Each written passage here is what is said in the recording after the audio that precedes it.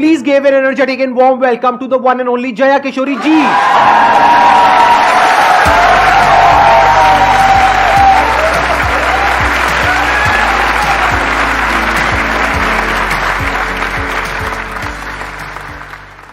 इनकी स्माइल में इतनी पॉजिटिविटी है, आई थिंक इनको कुछ बोलने की जरूरत ही नहीं है. अगर ये पूरे सेशन में यहाँ पर सिर्फ बैठ करके स्माइल करती रहे तो आई थिंक ये सेशन बहुत अच्छा हो जाएगा. इनका एक मोटिवेशनल चैनल भी है. इनफैक्ट आपकी कुछ वीडियोस देख करके मैं खुद मोटिवेट हुआ हूँ, and I am not kidding.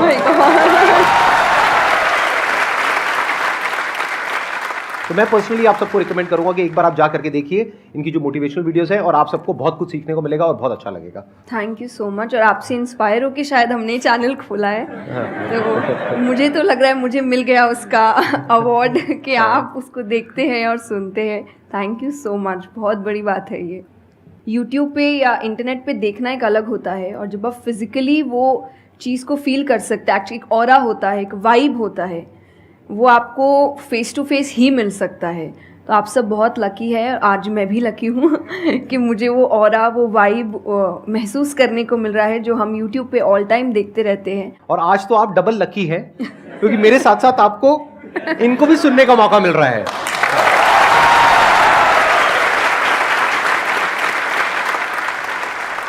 आपके मन में जो भी क्वेश्चंस है, जैसे भी क्वेश्चंस है, आप इनसे पूछ सकते हैं. First of all, thank you very much for giving me this opportunity. I want to ask you कि like आपने ये क्यों चूज़ किया कि you want to go into spirituality, कि मुझे इस चीज़ में ही जाना है. टू बी वेरी ऑनेस्ट, मैंने चूज़ नहीं किया था. इस स्थान ने मुझे चूज़ किया था, क्योंकि मैंने शुरुआत 6 साल की उम्र से की थी.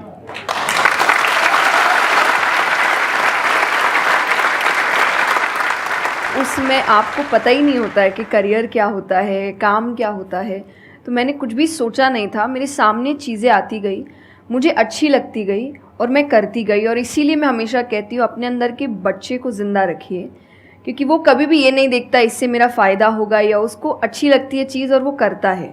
तो मैंने वो बचपने में मुझे वो चीज़ अच्छी लगी और मैंने उसको किया, और फिर अपने आप ही सामने चीज़ें आती गई. चाहे फिर वो भजन आए, फिर कथा आई, मोटिवेशनल सेशंस आए, जो जो सामने आता गया और जो जो मुझे लगा कि मेरे बस की बात है, मैं कर सकती हूँ, वो मैंने किया. और फिर मुझे पता ही नहीं चला कि कब सिचुएशन कहाँ हो गई. जब मुझे समझने का मौका मिला कि चलो कुछ बनते हैं, मैं ऑलरेडी बन चुकी थी.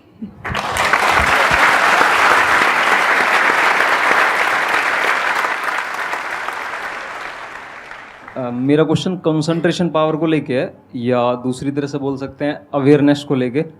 जैसे किसी भी काम पे जो ध्यान लगाने की कैपेबिलिटी होती है वो डिफर करती है पर्सन टू पर्सन. मुझे पूछना था क्या कोई इसका बायोलॉजिकल बेसिस भी है, या सिर्फ प्रैक्टिस पे डिपेंड करता है कि किसी की प्रैक्टिस थोड़ी कम है और किसी की ज़्यादा. कई ऐसे एक्सरसाइजेज है जो आपको हेल्प करती है कंसंट्रेशन के लिए.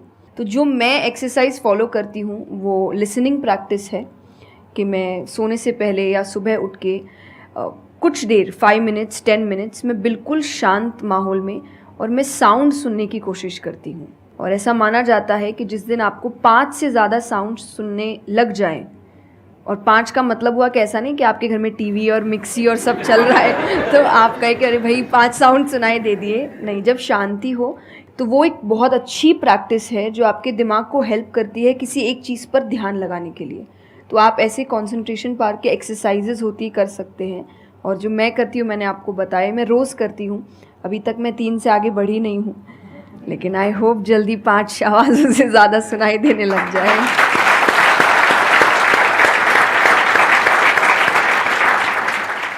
बचपन से जो आपने किया अभी तक वो तो मैटर करता ही है. फॉर एग्जाम्पल, अगर आप बचपन से ही सिर्फ कंप्यूटर पर ही अपना टाइम पास कर रहे हो या मोबाइल पे, जो आजकल बड़ा कॉमन हो गया है, तो आपकी जो कंसंट्रेशन पावर है वो पैसिव वे में तो अच्छी होगी. यानी कि अगर कोई कंटेंट है उसको आप कंज्यूम कर रहे हो तब तो आपका माइंड वहां पर लग जाएगा, लेकिन जब खुद ध्यान लगाने की बारी आएगी तो आप नहीं लगा पाओगे.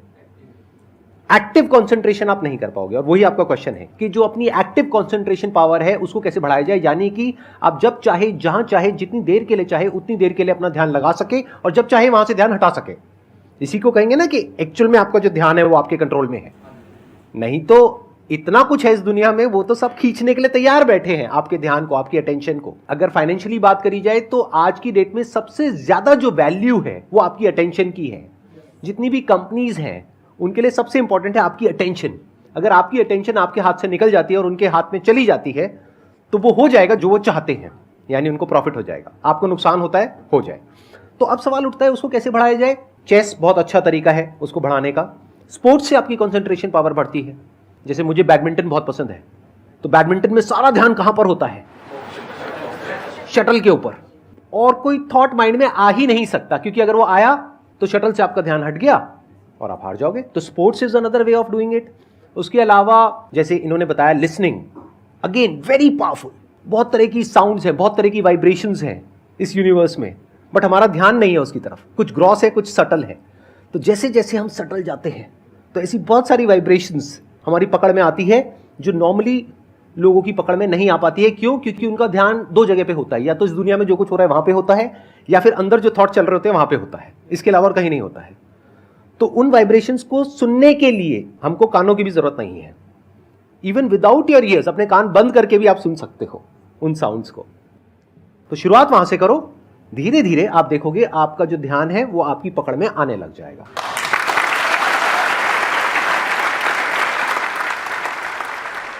मेरा क्वेश्चन आपसे मतलब दोनों से ही है, वो ये कि हम लोग मतलब आज की सोशल मीडिया वाला ज़माना है तो हम लोग बहुत डिस्ट्रैक्टेड रहते हैं, और जब भी स्पिरिचुअलिटी की बात होती है फैमिली में, फ्रेंड्स में, तो सभी ये कहते हैं कि स्पिरिचुअल अभी होने की ज़रूरत नहीं है, करियर पे ध्यान दो, अभी कौन सा टाइम है, बाद में देख लेना। और हम लोगों के घरों में भी हम देखते हैं।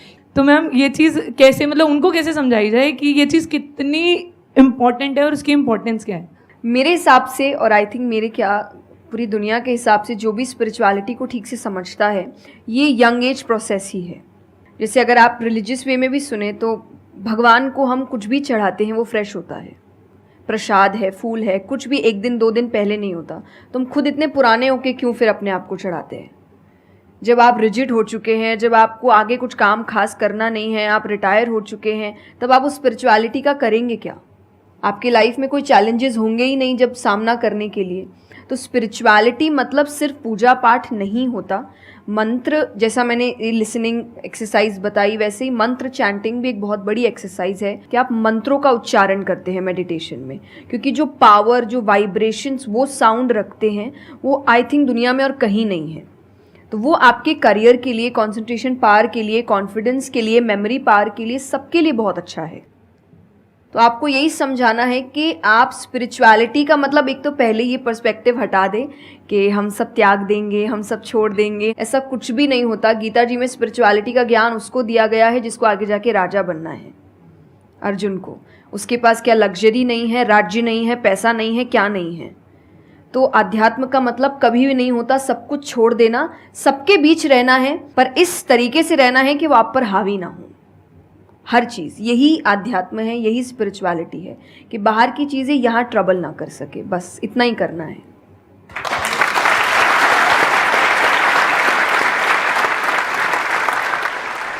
अर्जुन कह रहा है कि क्या मैं सब कुछ छोड़ छाड़ के चला जाऊं? और भगवान कृष्ण उसको क्या बोल रहे हैं कि अभी जो तुम्हें करना है उस पर ध्यान दो। सब कुछ छोड़ना सॉल्यूशन नहीं है।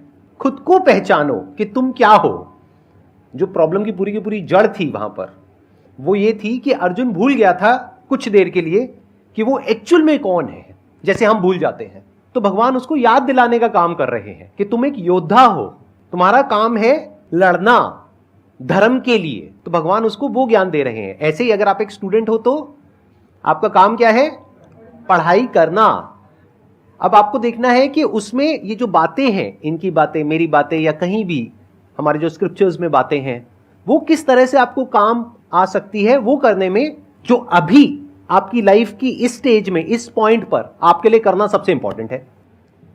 तो स्पिरिचुअलिटी दो तरीके की हो गई। एक वो जो आपको भटका रही है, यानी कि वो लोग जो खुद अच्छे से नहीं समझ पाए स्क्रिप्चर्स को, वो आपको क्या कहेंगे कि सब कुछ छोड़ दो। और दूसरे वो जो एक्चुअल में समझ गए हैं कि क्या बात करी जा रही है, तो वो आपको क्या कहेंगे कि जो भी कर रहे हो उसको करो, अच्छे से करो, पूरे ध्यान से करो, पूरी ईमानदारी से करो, उसमें कोई कमी मत छोड़ो, क्योंकि यही आपको हेल्प करेगी लाइफ में आगे कुछ भी करने के लिए। अगर आज आप अपने काम को ढंग से नहीं कर पा रहे, तो कल अगर स्पिरिचुअलिटी में आपको कोई इंक्वायरी करनी है, स्क्रिप्चर्स को समझना है, क्या वो आप ईमानदारी से कर पाओगे? आप अगर अपना काम ठीक से कर रहे हैं, आपके इंटेंशंस अच्छे हैं, आप ऑनेस्ट हैं, आप पेशेंस रख रहे हैं, आप स्पिरिचुअल हैं। तो इसीलिए आपको बस अपना काम, जो उन्होंने सही कहा, एकदम ठीक से ईमानदारी से करना है। क्योंकि अगर यहाँ ईमानदार नहीं, क्योंकि जो आपका काम है, तो फिर कहीं और तो ईमानदारी की फिर बात ही क्या कर सकते हैं हम। मैम मेरा आप दोनों से ही है मेरा क्वेश्चन कि रियल फ्रेंडशिप का एसेंस आज खोते जा रहा है। हम सैटरडे संडे को पार्टी तो कर रहे हैं फ्रेंड्स के साथ, लेकिन जब रियल फ्रेंडशिप का टेस्ट होता है तो most of the friends fail हो जाते हैं, और हम भी फेल हो जाते हैं उसमें अपने दोस्तों। हम ये तो भूल जाते हैं कि वो हमारे दोस्त नहीं है अच्छे, तो हम भी तो नहीं हैं। तो ये चीज़ हम रियल फ्रेंडशिप को आज कैसे वापस उसके एसेंस को रीजनरेट करें और खुद भी दूसरों के अच्छे दोस्त बने। दोस्ती बहुत बहुत ज़रूरी होती है, और इस पे भी मेरा एक छोटा सा वीडियो है कि आप फ्रेंड्स को आइडेंटिफाई कैसे करें, या वही जो क्वालिटीज़ है वो खुद में भी कैसे लाएं। तो सबसे पहली क्वालिटी यही है कि हम जो सिर्फ सैटरडे संडे जिन दोस्तों से पार्टी करने के लिए मिल रहे हैं, वो आपके दोस्त नहीं होते हैं। वो आप बस एंटरटेनमेंट के लिए, आपको मस्ती करना है, मज़ा करना है, तो आप मिल रहे हो। लेकिन एक्चुअल जो आपके दोस्त होते हैं ना, वो आपको भी सिखाते हैं, आप उनको भी सिखाते हैं, वो आपके साथ ग्रो करते हैं। और जैसा आपने कहा एसेंस, जैसे मैं मेरे पेरेंट्स के जो दोस्त हैं, सालों से इक्के दुक्के हैं, लेकिन अभी तक हैं। और अभी भी हम कई बार ऐसा लगता है कि आप ऐसे कैसे बात कर रहे हो उनसे, तो वो कहते हैं हमारे दोस्तों को अपने दोस्तों जैसा मत समझना कि हम एक दो बोल देंगे या एक दो चीज़ें हो जाएंगी और हमारी दोस्ती टूट जाएगी। हमारी दोस्ती इस चीज़ पर नहीं बनी है। वो अगर महीनों भी एक दूसरे से नहीं मिल रहे हैं, या एक साल तक भी उन्होंने बात नहीं की है, वो एक साल बाद भी फ़ोन करते तो वो वैसे ही होते जैसे वो एक साल पहले थे, जहाँ उनकी बात छूटी थी, बिल्कुल वैसे। तो सबसे पहली चीज़ कि यही कि ज़रूरी नहीं है आपको अपने दोस्तों से हर एक इंटरवल में मिलना है, तभी आपकी दोस्ती कायम रह सकती है। क्योंकि अब लोग आगे बढ़ रहे हैं, बिजी हो रहे हैं, काम कर रहे हैं, दूसरे शहरों में पढ़ने जा रहे हैं। अगर आपकी दोस्ती सिर्फ मिलने मिलाने से और मस्ती करने से, तो वो दोस्ती नहीं है। तो ये सबसे पहली चीज़ है कि जो आपको, आपके सिचुएशन को समझे, वाइस वर्सा आप उसके सिचुएशन को समझिए कि दोस्ती है पर ज़िंदगी भी है, काम भी है, मेहनत भी है, परिवार भी है। सबसे बड़ी तपस्या, सबसे बड़ा तप मैं कहती हूँ गृहस्थ जीवन ही है। Thank you for the complement.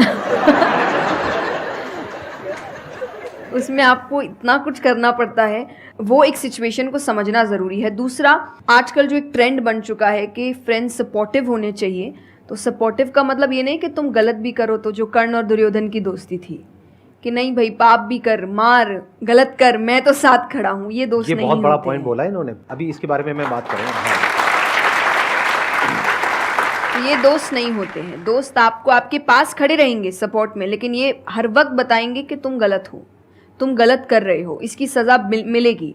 तो ये सच्चे दोस्त होते हैं। तो आप या तो कहते हैं ना कि कृष्ण जैसे दोस्त बनो, खुद ही बनो। बात यहीं आती है, कृष्ण जैसे ढूंढने से पहले कृष्ण जैसे दोस्त बनो, कि जो हर वक्त बताने। कृष्ण कभी अलग नहीं हुए अर्जुन से।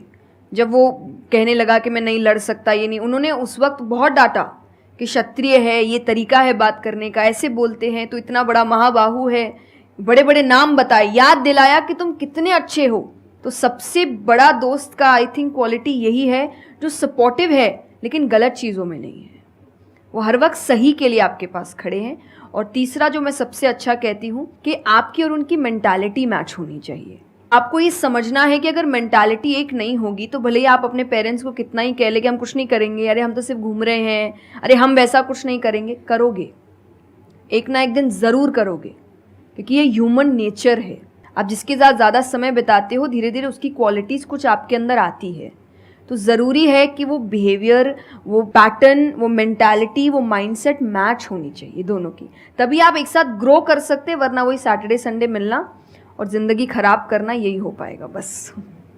Excellent point. ये समझना इतना इंपॉर्टेंट नहीं है कि दोस्ती क्या है, ये समझना ज़्यादा इंपॉर्टेंट है कि दोस्ती क्या नहीं है। अगर आपका जो दोस्त है वो कुछ गलत कर रहा है, तो उसका साथ देना दोस्ती नहीं है। क्योंकि अगर आप गलत में भी उसका साथ दोगे तो वो और पावरफुल हो जाएगा, वो और बड़ा गलत काम करेगा। मानो आपका दोस्त पी करके गाड़ी चला रहा है, तो दोस्ती ये नहीं है कि उसको बोलना कि हाँ चल कर कर कर कर, कोई नहीं, और बड़ा और बड़ा और बड़ा नहीं। उस वक्त क्या बोलना, गाड़ी रोक, मैं उतर रहा हूं। अब उसके बाद आपका क्या होगा वो बाद में देखेंगे, वो डिपेंड करता है कि आपको कहाँ उतारा उसने। जो इन्होंने एग्जाम्पल दिया दुर्योधन वाला, बहुत इंपॉर्टेंट है वो समझना। ऐसे लोगों से दूर रहो, ये दोस्ती है। दोस्ती को तोड़ देना दोस्ती होता है बहुत बार। कई बार लाइफ में ऐसा पॉइंट आ जाता है जो एक धर्म संकट के जैसा होता है, जहां पर जा करके आपको साफ नजर आ रहा होता है कि ये जो इंसान है ये सिर्फ अपना ही नहीं मेरा भी सर्वनाश कर देगा। ऐसे लोगों को छोड़ देना दोस्ती है। फिर अगर उसके अंदर इंसानियत वापस से जागती है तो वापस से वो अगर आपके पास में आता है तो ठीक है, नहीं आता है तो कोई बात नहीं, छोड़ दो ऐसे दोस्त को। तो बड़े ध्यान से चुनना अपने जो दोस्त हैं। जो इन्होंने कहा संगति बहुत इंपॉर्टेंट है लाइफ में, इसीलिए पहले के जमाने में सत्संग की इतनी वैल्यू होती थी। हर घर में एक सत्संग हॉल होता था एक जमाने में। आज जैसे हम सत्संग का नाम सुनते हैं हमारे माइंड में कुछ और ही आने लग जाता है। सत्संग मतलब सत्य के संग। सत्य मतलब वही जो इन्होंने कहा कि जब कोई सही रास्ते पे चल रहा है तो उसका साथ देना, और कोई झूठ के रास्ते पे चल रहा है, कोई गलत काम कर रहा है तो उसका साथ छोड़ देना। तो सत्य के साथ रहना, वो लोग जो सत्य बोलते हैं, वो लोग जो सत्य की राह पे चल रहे हैं, वो लोग जो धर्म की राह पे चल रहे हैं। ये वर्ड सुनने में आपको थोड़े से पुराने लगेंगे, लेकिन अगर इसकी डेप्थ को आप समझोगे तो अंदर से आप समझ पाओगे कि मैं क्या बोल रहा हूं, किस लेवल से बोल रहा हूं। Hello sir, hello ma'am. Ma'am मतलब कई बार हम सुनते भी हैं, बहुत जगह देखते हैं, और कई बार बहुत बार हम पढ़ते भी हैं। मैम मुझे ये पूछना है कि मैम भक्ति क्या है, मतलब भक्ति क्या होती है? आज ये ज़माना अलग हो गया है कि भगवान से भी लेन देन का मामला चल रहा है कि आप मेरा ये काम कर दो तो ये हो जाएगा, और काम एक भी नहीं हुआ तो भगवान बदल ले, कि वही कहीं और माथा टेकते हैं, यहाँ तो काम हो नहीं रहा। तो ये भक्ति नहीं होती। तो एक तो जो परसेप्शन भक्ति का बन गया है कि भजन कीर्तन पूजा पाठ कर लिया और भक्ति हो गई। भक्ति का असल मीनिंग है सरेंडर, समर्पण। और समर्पण व्यक्ति कब करता है? जब पहला चीज़ विश्वास होता है कि वो जो भी करता है वो सही करता है। मुझसे कई बार लोग पूछते हैं कि आप बहुत ज़्यादा डिप्रेशन में नहीं जाते, या कोई आपने सब कुछ देखा है, चाहे स्ट्रगल है, इंसल्ट है, रिजेक्शन है, हर फील्ड में हर चीज़ होती है। अगर आप आगे बढ़ रहे हैं, कोई पोजीशन पे जाने की कोशिश करें तो आपको इनका सामना करना पड़ेगा। ये ज़िंदगी के साथ आता है तो आपको सामना, लेकिन मुझे कभी दिक्कत नहीं दी ये चीज़ें। क्यों? क्योंकि जो मैंने कहा समर्पण, मुझे पता है कि एक ऐसी शक्ति ऊपर बैठी है जो मेरा बुरा नहीं चाहती। तो कई बार बुरी चीज़ें भी मेरी ज़िंदगी में हो रही है, मुझे पता है वो मेरे अच्छे के लिए है क्योंकि वो कर रहा है। तो ये समर्पण, ये भक्ति है। तो ये आपको हारने नहीं देती। क्यों हारेंगे आप? क्योंकि आपको पता है ना कि वो हारने देगा नहीं। तो आप अपने आप गिरे, आप फिर उठेंगे कि नहीं भाई अभी गिरना शायद ज़रूरी होगा, उसका इशारा है, इसीलिए चलो फिर उठते हैं, फिर आगे बढ़ते हैं। तो अर्जुन ने भी जब समर्पण की बात गीता जी में आती है तो कई लोग कहते हैं कि धर्म का मतलब होता है अंधविश्वास। नहीं, क्योंकि अगर अंधविश्वास होता, अंधविश्वास में क्वेश्चन करना अलाउड नहीं होता आपको। गीता अगर सिर्फ भगवान की बात होती तो 2 पन्ने में ख़त्म हो गई होती। ये दोनों के बीच की बात है जिसमें अर्जुन ये जानते हुए कि सामने कौन खड़ा है, क्वेश्चन करने के तो कोई सवाल ही नहीं था वहाँ पर कि भगवान लड़ने बोल रहा है, क्या क्वेश्चन करना, पर उसने कंटिन्यूअसली क्वेश्चंस किए हैं। पर उसका भी नाम आया था समर्पण, कि वो समर्पित होकर क्वेश्चन कर रहा था कि ये जो खड़ा है ये मेरे हर सवाल का जवाब जानता है, ये मुझसे कभी कुछ गलत काम नहीं कराएगा। लेकिन इसका मतलब ये नहीं कि मैं अपनी जिज्ञासा बाहर नहीं निकालूंगा, मैं अपने क्वेश्चंस पूछूंगा। तो भक्ति का अर्थ यही होता है कि पहला निष्काम होता है। क्या फ़ायदा मत ढूंढिए कि मेरा काम नहीं हुआ तो भगवान है ही नहीं। भाई भगवान कहाँ है? भगवान होते तो ऐसा होता क्या? वो तो इंसान है इसीलिए ऐसे हो रहे काम। भगवान ने तो सबको देखे, बच्चा तो मासूम ही होता है, बड़े होके खराब हो जाता है। कोई बच्चा गलत आपने देखा है क्या? छोटा सा बच्चा ही डॉन बनने के बारे में सोच रहा है, वो तो बच्चा ही होता है, मासूम होता है, सच्चा होता है। तो भगवान इसलिए कहते हैं बच्चे भगवान का रूप है, क्योंकि वो एकदम प्योर होते हैं। बड़े होने के बाद हम काम खराब करते हैं और नाम फिर हम भगवान का देते हैं, क्योंकि हमको इल्ज़ाम लगाने के लिए लोग चाहिए। ये फेलियर्स के लिए भी, आप फेलियर्स के लिए भी हम कहते हैं मेरा काम अच्छा नहीं था, मेरा समय अच्छा नहीं था, मुझे पेरेंट्स ने सपोर्ट नहीं किया, मेरे पास ये नहीं था। वरना अगर देखा जाए इन्हीं सिचुएशन में कई लोग हैं जो काम करके आगे बढ़ जाते हैं। तो करने वाला तो कर लेगा, नहीं करने वाला इल्ज़ाम लगाएगा। तो वो इल्ज़ाम अभी हमें ऐसे दिखता है एक ऐसा कोई है जो सामने तो खड़ा नहीं है, भगवान लगाओ इल्ज़ाम।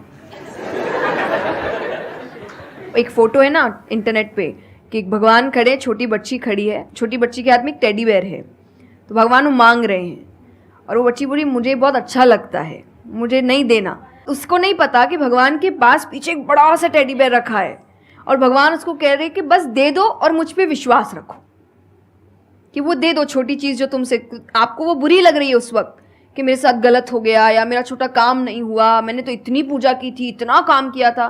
शायद तुम उस काम के लिए नहीं बने हो, तुम और बड़े चीज़ के लिए बने हो। तो निष्काम क्या है कि आपकी भक्ति निष्काम है, स्वार्थ से नहीं बनी है, तो भक्ति आगे बढ़ेगी। दूसरा सरेंडर, कि मेरे हर सवाल का उत्तर सिर्फ उसके पास है। तो ये दो चीज़ें भक्ति बनाती हैं।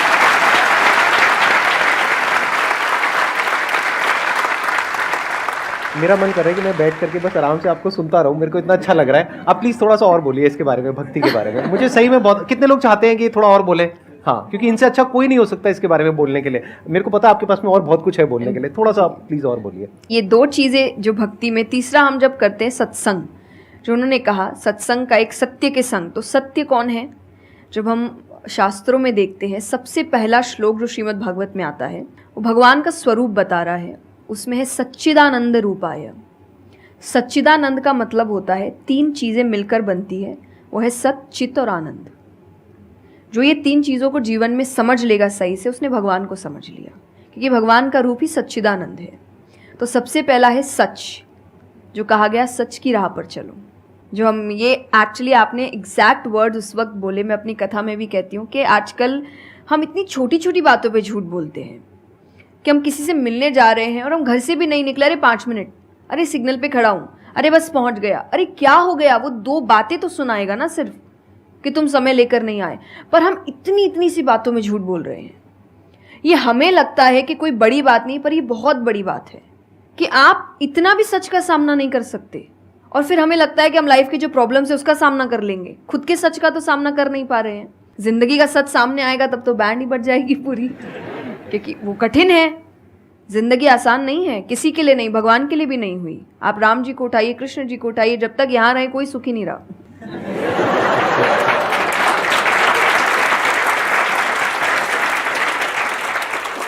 तो सुखी तो कोई नहीं रहा यहाँ पर। आपको सुख खुद ढूंढना पड़ता है, आपको अपना जीवन खुद निकालना पड़ता है अपने चॉइसेस को लेकर। तो इसीलिए पहला सत है।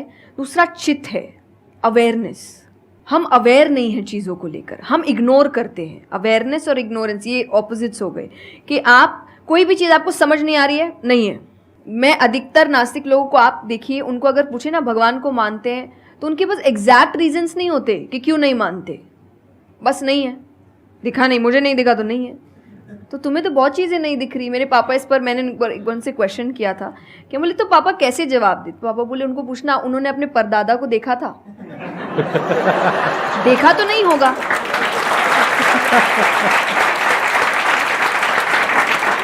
सुना है, दादा से सुना है, पापा से सुना है कि थे, मैंने तो नहीं देखा, तो मैं बोल दूं वो थे ही नहीं।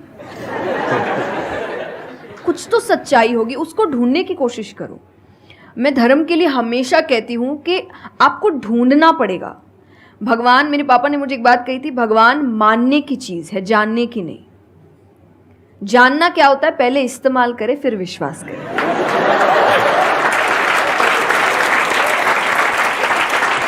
कि पहले देखेंगे है कि नहीं है, फिर बताएंगे। तो वो तो भगवान है, वो कहेंगे देख मैं भी घुमाता हूँ। वो भगवान है भाई। उनको अगर आप बोलोगे कि मेरे सामने आ, मुझे दिखा तू है कि नहीं, तो बोलेंगे घूम, नहीं दिखाता, कभी नहीं हुई, नहीं जा। तो भगवान मानने की चीज़ है, मानो वो अपने आप जना देंगे वो कहाँ है। तो भगवान के लिए माना गया कि पहले आपको मानना पड़ता है, दैट इज सरेंडर, कि मैं मानता हूँ, मैं इसीलिए पढ़ रहा हूँ। अधिकतर लोग अभी पढ़ क्यों रहे हैं, जान क्यों रहे हैं? गलत साबित करने के लिए।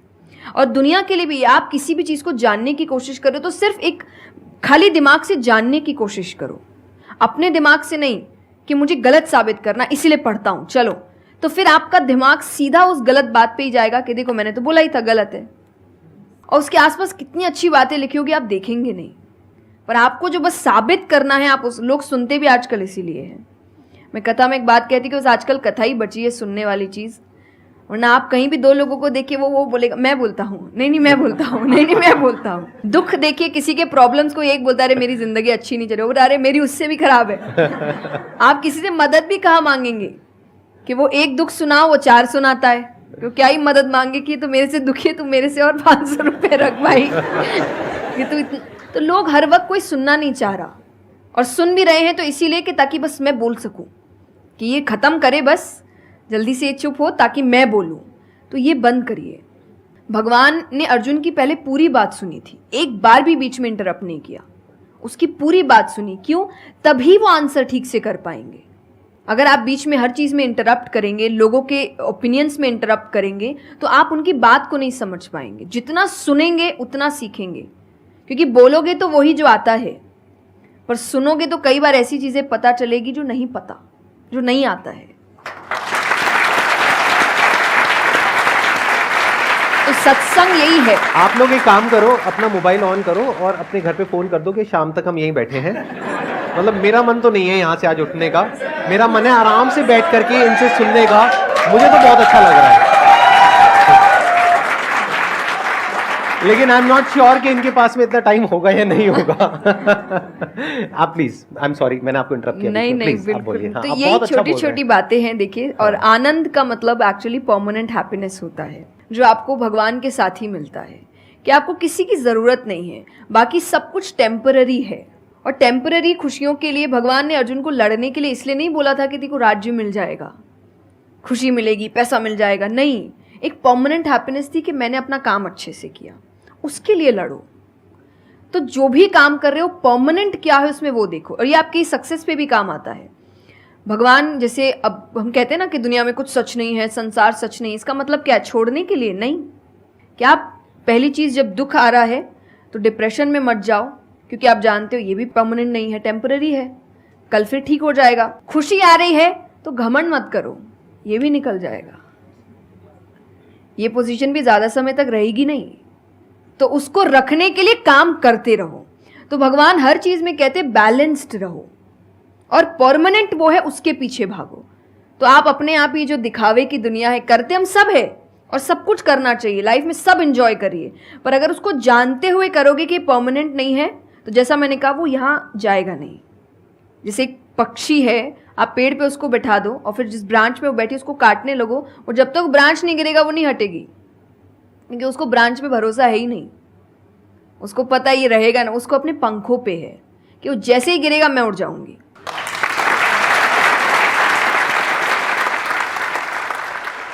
एक सॉन्ग अगर आप प्लीज, उस पे हम एंड कर सकते हैं सेशन को। हाँ, अगर आपको कोई प्रॉब्लम ना हो तो। हाँ प्लीज।